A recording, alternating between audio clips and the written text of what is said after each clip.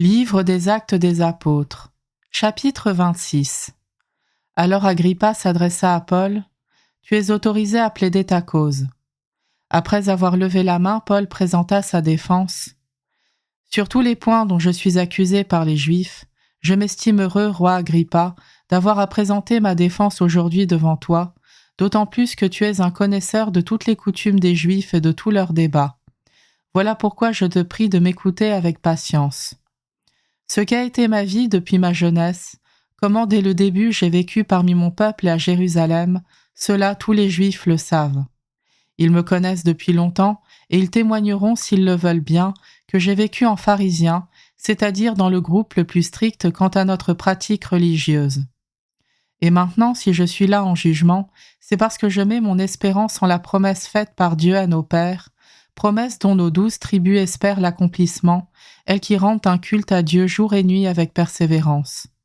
C'est pour cette espérance au roi que je suis accusé par les Juifs.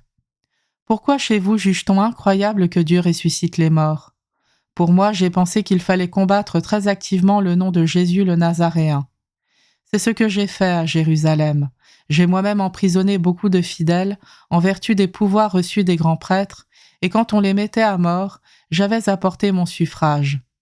Souvent, je passais de synagogue en synagogue et je les forçais à blasphémer en leur faisant subir des sévices. Au comble de la fureur, je les persécutais jusque dans les villes hors de Judée. C'est ainsi que j'allais à Damas muni d'un pouvoir et d'une procuration des grands prêtres. En plein midi, sur la route au roi, j'ai vu venant du ciel une lumière plus éclatante que le soleil qui m'enveloppa moi et ceux qui m'accompagnaient. Tous nous sommes tombés à terre, et j'ai entendu une voix qui me disait en araméen « Saul, Saul, pourquoi me persécuter ? Il est dur pour toi de résister à l'aiguillon. » Et moi je dis « Qui es-tu, Seigneur ?» Le Seigneur répondit « Je suis Jésus, celui que tu persécutes. Mais relève-toi et tiens-toi debout. Voici pourquoi je te suis apparu. C'est pour te destiner à être serviteur et témoin de ce moment où tu m'as vu et des moments où je t'apparaîtrai encore, pour te délivrer de ton peuple et des non-juifs. Moi, je t'envoie vers eux pour leur ouvrir les yeux, pour les ramener des ténèbres vers la lumière et du pouvoir de Satan vers Dieu, afin qu'ils reçoivent par la foi en moi le pardon des péchés et une part d'héritage avec ceux qui ont été sanctifiés. » Dès lors, roi Agrippa, je n'ai pas désobéi à cette vision céleste, mais j'ai parlé d'abord aux gens de Damas et à ceux de Jérusalem, puis à tout le pays de Judée et aux nations païennes.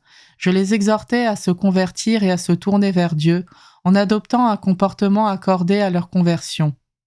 Voilà pourquoi les Juifs se sont emparés de moi dans le temple pour essayer d'en finir avec moi. Fort du secours que j'ai reçu de Dieu, j'ai tenu bon jusqu'à ce jour pour rendre témoignage devant petits et grands. Je n'ai rien dit en dehors de ce que les prophètes et Moïse avaient prédit, à savoir que le Christ, exposé à la souffrance et premier ressuscité d'entre les morts, devait annoncer la lumière à notre peuple et aux nations. Il en était là de sa défense quand Festus s'écria « Tu délires, Paul, ta grande érudition te fait délirer. » Mais Paul répliqua « Je ne délire pas, très excellent Festus, mais je parle un langage de vérité et de bon sens. Le roi à qui je m'adresse avec assurance est au courant de ces événements. Je suis convaincu qu'aucun d'eux ne lui a échappé, car ce n'est pas dans un coin perdu que cela s'est fait. Roi Agrippa, crois-tu aux prophètes ?